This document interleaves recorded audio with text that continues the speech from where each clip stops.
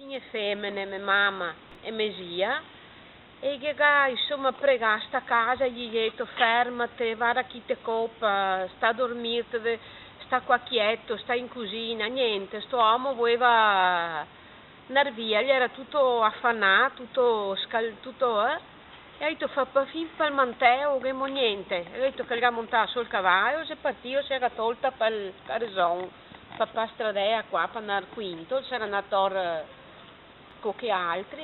E io cosa dicevo? Che doveva andare via, andare a rivendicare sta casa bruciata, in più non vi era più nessuno qua di sui, perché era tutti i suoi genitori e tutti i suoi fratelli, erano tutti rifugiati, e io avevo pensato, io occupavo tutti i miei familiari, casa bruciata, io il sangue, ho detto mamma il sangue che si va girare, e io non capivo niente, ho detto che io cacciapà fin tirare, fin...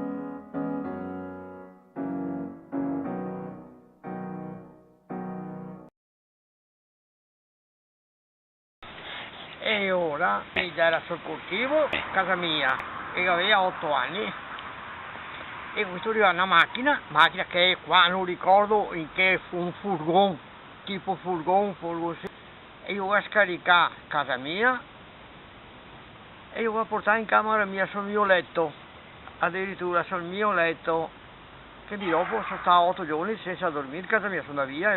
E come eri il ciappaco, sei arrivato? Però so perché ho visto in camera, quando sono su in camera, perché ho tutte 8 idee fastidiose, ho visto solo morto, e fuori si vedeva soltanto, appena si vedeva, però era pulito del sangue, da roba, non era sangue, era 3, uno qua e uno qua,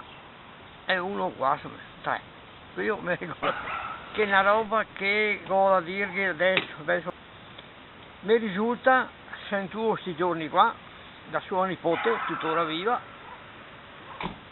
che qui ho a quinto, prima di fucilarlo o dopo, non si sa, che aveva tagliato un deo, perché aveva un anello, un bel anello del pregio, il tedesco che lo occupava, chi lo occupava, gli ha tagliato, perché dall'anello non si sfilava, e che ha tagliato il deo, l'anello si sfilava, e gli era l'anello della sua fidanzata, che era fidanzata.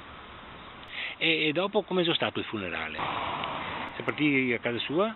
Tutto piedi portato a spalle. La bara chi l'ha portata? A spalle, tutti i suoi commilitoni, tutti i partigiani. E lo ha portato. Sì.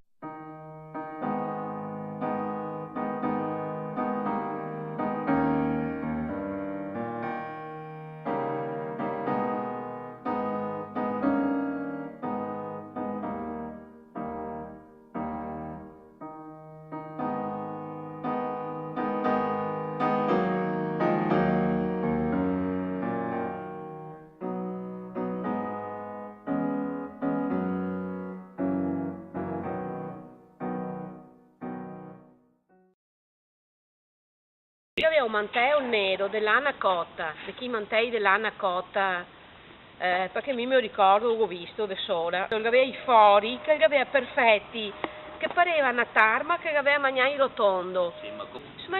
Lo vedevi tutto rotondo così, che mamma aveva aperto così, guarda dove calga i busi, te vedevi? Lo aveva indosso quel giorno? Lo aveva indosso quel giorno, guarda, sono sicura, perché guarda, che a Martina mi ha detto perché lo avevi buttato via, te potevi tenerlo. Ma che fine aveva fatto dopo? E se ne ha bruciato, vergogno dirlo. Sotto a camera chi dormiva, mio fratello, sul letto matrimoniale, camera era fredda, allora aveva messo sotto il letto così, sa che metteva sua rete, che dopo era i materassi de paia, e lo aveva così o così, che credio. Perché gli era dell'Anacotta e stava caldi sotto. Io dormivo ore, quando che dopo che abbiamo sbrattato a letto, Avevi trovato il mantello, ti vedevi i busi perfetti, non ti vedevi macciare da niente, non ti vedevi perché sei nero e gli era messo via così perché gli era una lana buona, cioè la roba